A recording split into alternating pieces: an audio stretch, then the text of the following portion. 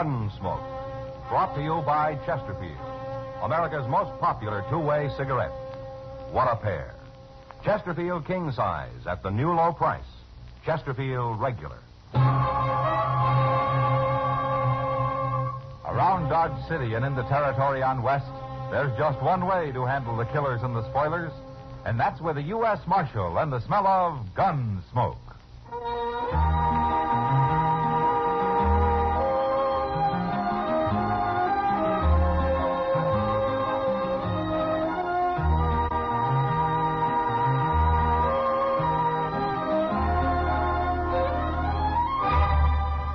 Gunsmoke, starring William Conrad. The transcribed story of the violence that moved west with young America.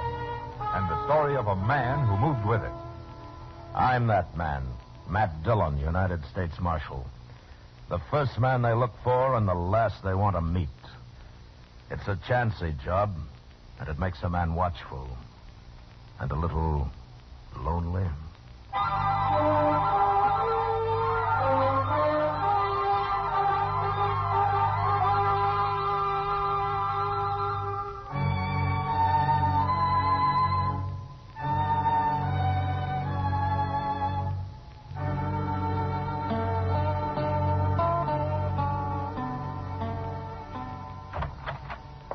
Good morning, Matt.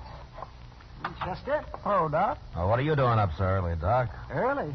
It's almost noon. Well, that's early for some people. Oh, early for some people. I didn't come here to get into any personal arguments, Matt. I want to borrow one of your shotguns. Borrow a shotgun. Well, who do you think you are, Doc Holliday? All righty, I've asked you nice. Now I'll just help myself. Good. It's loaded. But I'll need more than these 2 shells. Where do you keep them? Well, fetch him a handful, Chester. Yes, sir. Yes, at least a handful. No telling what I might run into. Here you are. What's the matter? Don't you trust your aim, Doc, or are you planning to blow up a whole lot of people? None of your business, but I have to go up the river to Pierceville for a week or so, and I thought I might bag a few quail and prairie chicken along the way. Well, that won't make very good eating, Doc. Oh, is that so? And why not? Well, all you're going to get's feathers. Oh, I'm going to get what? We don't keep those guns here to shoot birds with, you know. Yeah. Oh, fellow. Here, Chester, give me some decent ammunition, will you? Well, you didn't say what you wanted it for, Doc. Do I have to explain I'm not a murderer? This the U.S. Marshal's office? Yeah, that's right. Come on in, mister. I got something to tell you, Marshal. Okay. First, you better say my name. Emmett Dooley. All right, Dooley. Now, for what I got to tell you. I've been skinning hides, Marshal, working for a buffalo hunter named Culprit. You know him? No, I don't. Well, there was this Culprit and his partner Faber and me and the cook. Nobody knows the cook's name. We just call him the cook. And we was camped up the Arkansas River at Turkey Bend. You know where that is? Yeah, I know. Well, sir, Culprit, he broke out some whiskey night before last, and we all took to drinking it. And, Marshal, it's a bad thing, but when I drink whiskey, I get kind of senseless. Well, most men do, Dooley. Not like me. I go crazy wild. You won't believe it to look at me, Marshal, but I'm a dangerous man when I'm drinking whiskey. I see. Well, what happened the other night? That fella Faber I was telling you about? Yeah? I killed him, Marshal. You did? Yes, sir. I shot and killed him. I don't know why I did it, except that I was senseless drunk on that whiskey. I don't even remember doing it, Marshal, but when I come to next morning, them other fellas told me about it. They'd already buried him. They showed me his grave. Poor old Faber. I feel awful bad I did it. Dooley, most men, when they kill somebody, don't come tell the law about it. Why did you? I never killed nobody before, Marshal, and I can't have shooting Faber on my mind. I had to come. Well, where are the rest of these people? Culprit and the cook. Oh, they went off onto the prairie somewhere hunting buffalo. I got no idea where they are. Well, you going to hang me, Marshal? No, I don't hang men. Then what I come here for? You the law, ain't you? Look, Dooley, nobody gets hung before they get tried. And I can't send you up for trial unless I see the body of the man you killed. But I told you, Marshal, it was Faber I killed. Okay, it was Faber, but I gotta testify that a crime has been committed, and the law reads I can't do that without seeing the body. You calling me a liar? No, I'm not calling you a liar. And I don't understand none of this. Well, don't you worry about it, Dooley. I'll take care of it. How? I'll ride out to Turkey Bend and find the grave. Oh, I wouldn't do that, Marshal. No, sir, not in this weather. Well, I don't have to bring him into Dodge, Dooley. I can leave him buried there.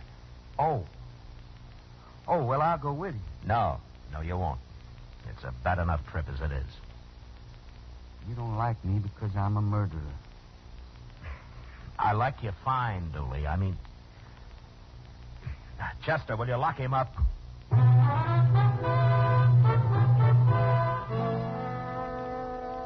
Turkey Bend was about 20 miles up the Arkansas, and since he was headed that way, Doc Adams rode along with us. We reached the campsite about mid-afternoon, but it took us another hour to find the grave.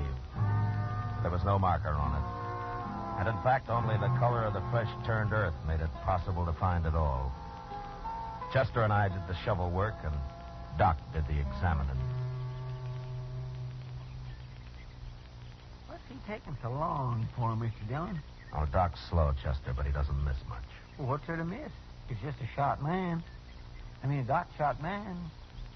I mean, a man... Never mind, Chester. Oh, he's through now. You can put him back now. I've seen all I need. Well, I should hope so, Doc. What was you looking for, measles? It isn't what I was looking for, Chester. It's what I found. Oh, what do you mean, Doc? Matt, I remember Dooley saying he shot this man. Is that right? Well, that's what he said. Well, little Dooley got it all mixed up. Faber there didn't die from a bullet. He died from a knife. What? Right through the heart. A knife, huh? Yeah, Dooley sure did get it mixed up. That or somebody told him wrong. It don't make sense. Well, it'd make more sense if I could talk the culprit. Well, how are you ever going to find him out here? He could be anywhere, any direction. We might be weeks looking for him. Now, we'll make him come to us, Chester. Him and the cook both. Come to us? How? You'll see. When we get back to Dodge.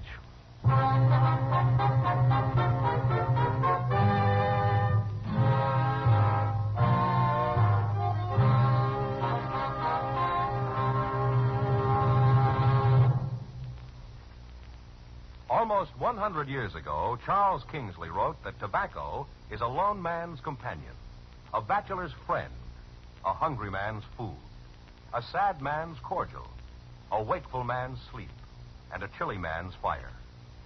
These words describe what Chesterfield means to millions of smokers today.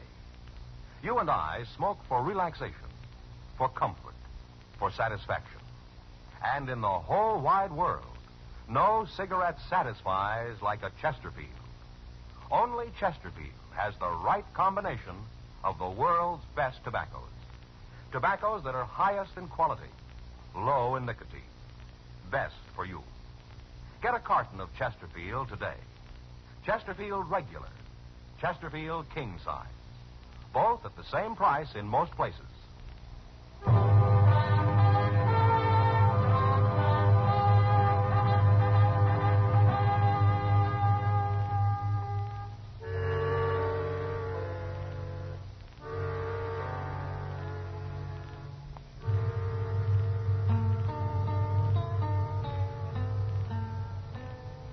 Bring him in, Chester. Come on, Dooley. Sun is up and the dew is almost gone from all the little plants and flowers. Chester woke me up, Marshal. You're going to have to do your sleeping somewhere else from now on, Dooley. I can sleep anywhere, anytime. That's what I like about winter. Nothing to do but sleep.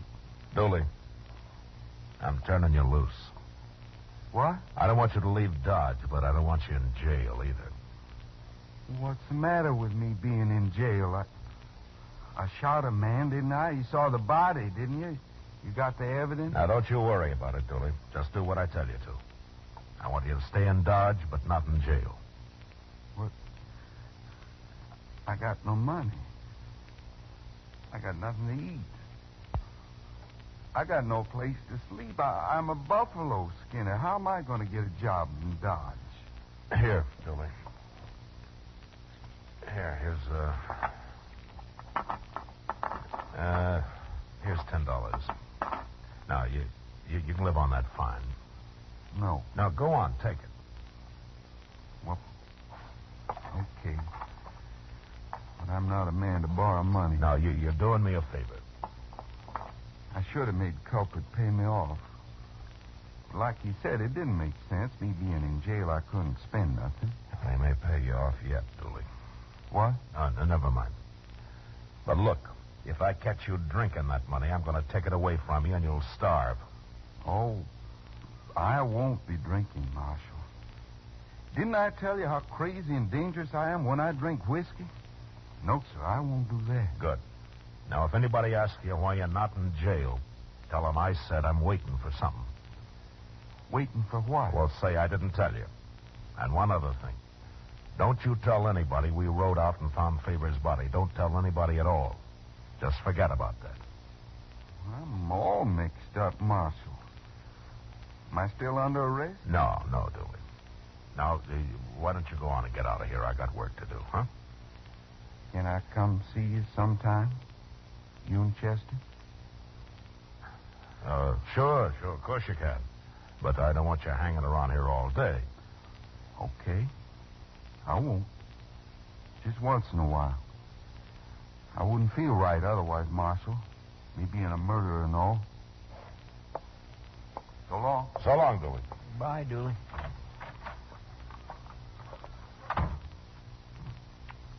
Mr. Dillon? What, Chester? How come you didn't tell Dooley that Faber was killed with a knife? He's still thinking he shot him, the poor little cuss. I know. I'm sorry I have to do it this way, but word will get around. It'll get clear out onto the prairie, even. And when it does, I don't want Culprit and the cook to be scared off. I only want them to be real curious. So curious, they'll come to Dodge and start asking questions. Well, what good'll that do? We'll find out when they get here, Chester.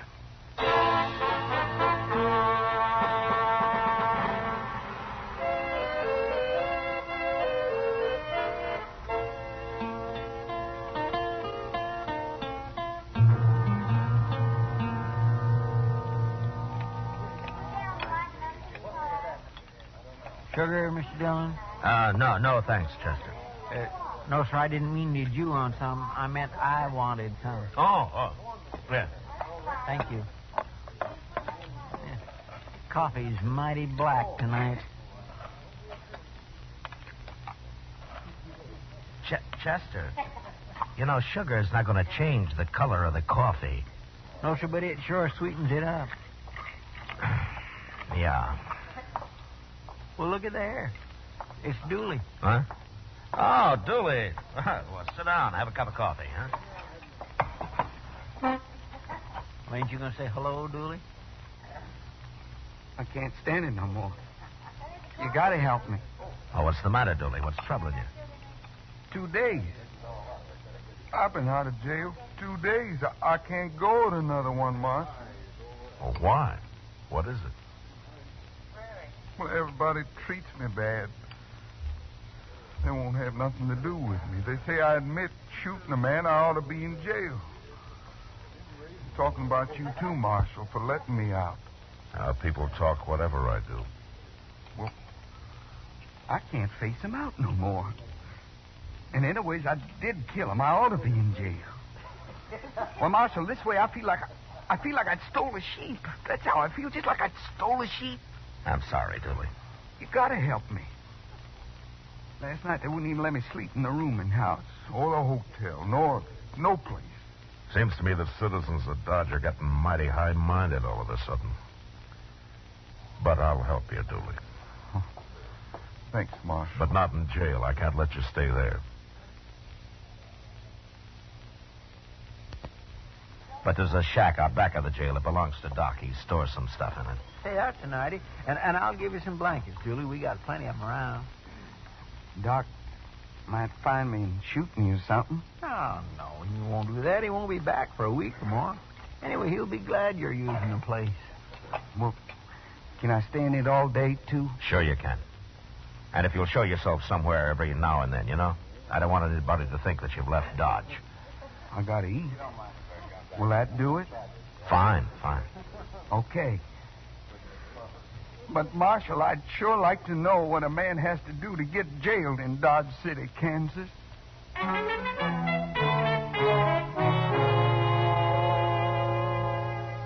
I don't know what Dooley did to pass the time, but for the next few days he hid day and night in Doc's shack back of the jail and came out only to eat a meal in a restaurant now and then. I felt sorry for him, but I'd have felt sorrier if he'd been hung for a crime I knew he was innocent of. A week passed and nothing happened until one day when I went into the general store after a new watch chain I'd ordered. Mr. Jonas wasn't there, but Kitty was. Hello, Matt. Hey, Kitty, you gonna buy that hat? Like it? Oh, it looks fine. Really? You sure? Oh, yeah, take it. You won't do better than that. I had Mr. Jonas order it 6 months ago. Huh? Oh, well, the mails are slow sometimes. It came on the Santa theme, Matt, not by Pony Express. What? I ordered this hat 6 months ago. It arrived 4 months ago, and I've been wearing it ever since. Where's Mr. Jonas, Kitty? I'm glad you like it, though. He's out back trying to sell somebody a new wagon. Oh? Oh, well, that's a bigger item than my watch chain. I better come back tomorrow. Wait, here he comes now. Wagon you can buy, mister. I guarantee you'll never have any trouble with it. It's too expensive. What's the matter with them Conestoga people? They raise their prices every year. I'll tell you what I'll do. If I don't sell that wagon by noon tomorrow, you can have it $50 off. You mean that? You have my word, noon tomorrow. Well, I'm camped down on the river, right where the cottonwoods begin. Suppose you drive it out there at noon. No. If you want it, you'll have to pick it up here. I got only one man in my camp, my cook. That's why I asked. Where are the rest of your men? Dead or gone. But I'll be picking up a new crew before I head out again. Hey, you shouldn't have any trouble finding hide skinners around here. I'll do it tomorrow when I come in for the wagon. Oh, by the way, I heard there's a friend of mine in town, a fellow called Dooley. You know where I could find him? Well, no, I don't. But here's the man to ask. I don't know any Dooley. I never even heard of him. What? I'd like to get my watch chain, though. Has it come in yet? Well, yes, but We've been waiting half an hour, Mr. Jonas. Aren't you ever going to be through with him? Don't get in a fret, lady. He's through now. See you at noon tomorrow, storekeeper. Sure. Oh, thanks, Kitty. Sure, Matt. Now, what is this all about, Marshal? Mr. Jonas, that man's name is Colpitt. I've been waiting a long time for him to get here. Oh, now I understand. It was his partner Dooley killed. That's why he was saying he's running his outfit alone now that he's got all the money. Is that what he said? Yes, and he also said something about taking care of the law here before he left. Of course, I didn't think anything about it at the time. Lots of men talk like that. Yeah, I guess they do. But, Colpitt may mean it.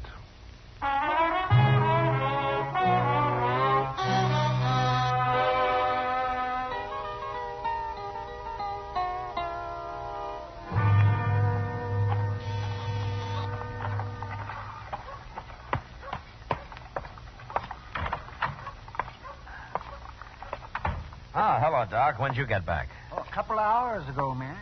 Well, what are you doing in here, Dooley? Doc found me in his shack out back, Marshal. We've been talking.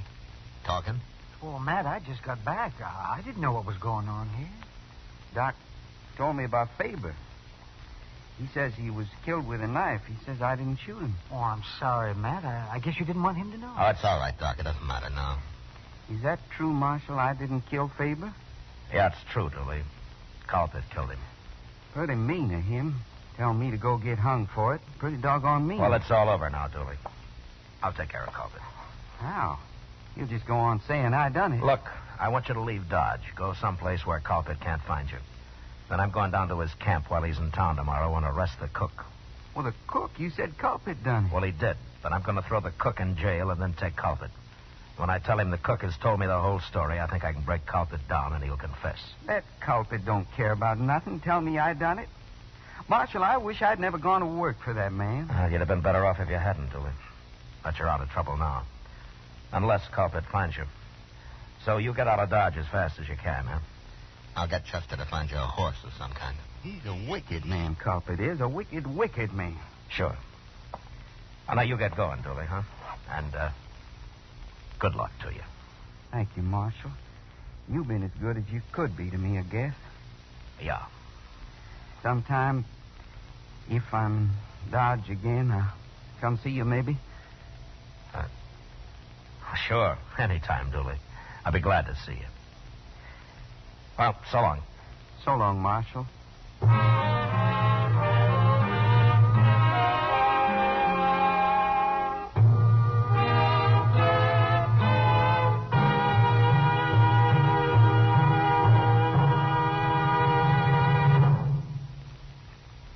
There are more than 60 million cigarette smokers in America who smoke many brands. In choosing your cigarette, be sure to remember this. You will like Chesterfield best because only Chesterfield has the right combination of the world's best tobaccos. Tobaccos that are highest in quality, low in nicotine. Best for you. You and I smoke for relaxation, for comfort, for satisfaction. And in the whole wide world, no cigarette satisfies like a Chesterfield.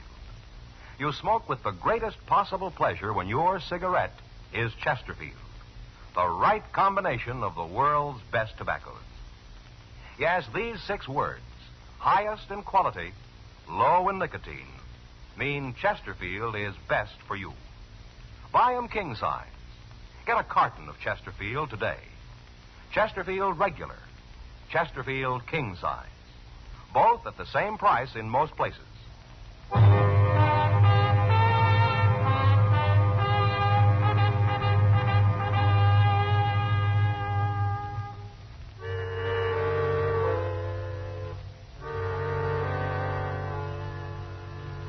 I gave Chester $10 to buy Dooley a mount with, but he couldn't find much of a horse for that. So they settled on an old jack mule. I didn't see Dooley again, but Chester told me later that he'd grub-staked him with another 10 out of his own pocket when he saw him off. I guess we both felt a little guilty about the way I'd had to treat him. Anyway, the next day, just after noon, we rode down to the river to pick up the cook and bait the trap for the real murderer, Culpet. Are you going to find this camp, Mr. Dillon? Well, he said it was where the cottonwoods begin, Chester. Oh, right over there. It'll kind of spoil everything if Culpet's decided not to go to town after all, won't it? Yeah, it sure would. There's his horses. Yeah.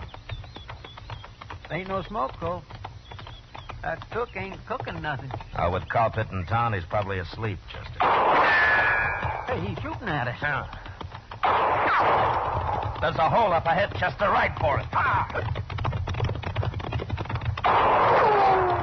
All right, leave your horse, Chester.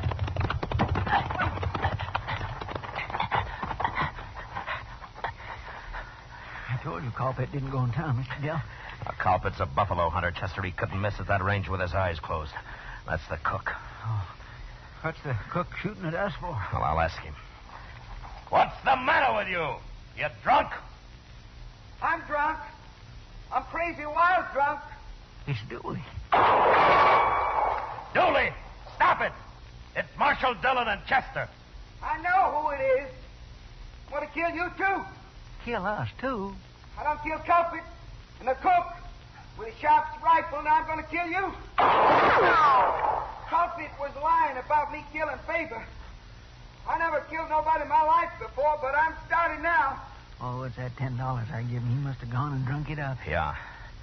Dooley, I know you're drunk, but we're going to sit here in this hole till you sober up. Do you hear me? I ain't going to sober up. I'm going to kill people. You can't stay drunk forever.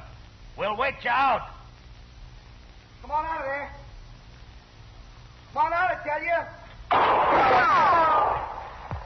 You're wasting ammunition, Dooley. You can't hit us here. Then I'm coming after you. I'm going to walk right up there and shoot you. No. No, Dooley, don't do it. I'll have to kill you if you try it. Here I come, Marshal. Don't do it, Dooley. I'm going to kill everybody. I'll get over there as far as I can, Mr. Dillon. Then we can both jump him. I sure hate to, but we can't let him kill us. No, Chester, it's my job. I'll do it. All right, stay down now. You can't get away from Dooley. Nobody can. Throw your hat in the air, Chester. He'll look at it for just a second. Yes, sir.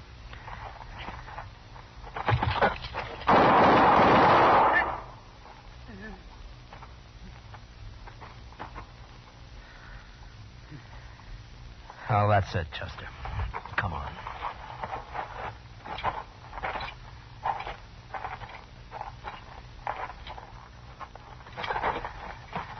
Dooley. Dooley. You killed me. I didn't kill you. You killed me. Dooley, you're the last man in the world I wanted to kill. Culprit and the cook. They're dead. I shot him. Culprit was a mean, wicked man, Marshal. Yeah, he was. Marshal? What? I'll come say hello to you next time I'm in Dodge. You said I could. Yeah, you come, Dooley. Sure, you come anytime you want. Thanks, Marshal. Thank you.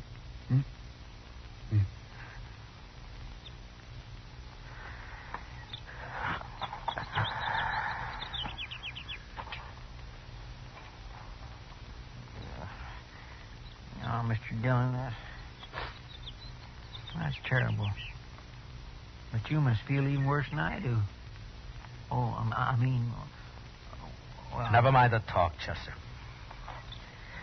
Now, let's get busy. We got 3 men to bury.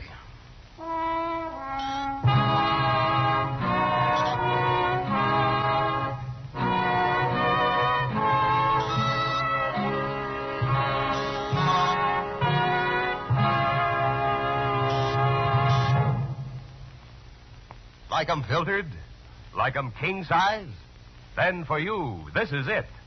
King size L and M filters at the same low price As L&M regular. Both have the miracle tip for the effective filtration you need. Yes, it's the filter that counts. And L&M has the best. You get much more flavor, much less nicotine, a light and mild smoke. Buy L&M filters. Just what the doctor ordered. It's America's highest quality and best filter tip cigarette. Buy a carton, king size or regular. Both at the same low price.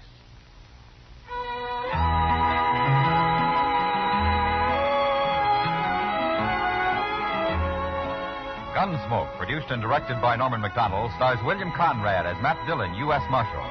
Tonight's story was specially written for Gunsmoke by John Meston, with music composed and conducted by Rex Corey. Featured in the cast were Vic Perrin, Harry Bartell, and James Nusser. Parley Baer is Chester, Howard McNear is Doc, and Georgia Ellis is Kitty. Join us again next week as Matt Dillon, U.S. Marshal, fights to bring law and order out of the wild violence of the West in Gunsmoke. Listen to Dragnet Radio at its new time, a half hour earlier, Tuesday night on another network. And remember, next week at this same time, Chesterfield will bring you another transcribed story of the Western frontier on Gunsmoke. Over the CBS Radio Network.